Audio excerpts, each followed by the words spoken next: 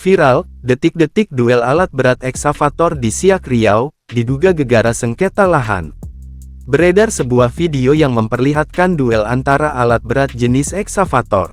Melansir unggahan dalam akun Instagram @kabarnegri pada Jumat tanggal 24 November tahun 2023, dinarasikan bahwa peristiwa itu dipicu oleh sengketa lahan perkebunan kelapa sawit antara dua perusahaan. Diketahui, peristiwa ini terjadi di Kabupaten Siak, Riau. Dalam video itu, mulanya tampak dua buah eksavator berwarna oranye tengah beradu. Peristiwa itu sempat berlangsung sengit sebelum akhirnya eksavator sebelah kiri nyaris digulingkan. Sementara orang di sekitarnya menonton, muncul satu lagi eksavator berwarna kuning melawan eksavator oranye sebelumnya.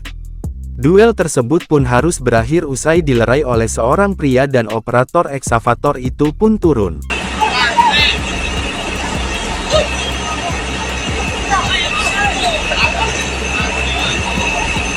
Kini, video tersebut pun telah viral dan telah diunggah ulang oleh banyak akun di media sosial.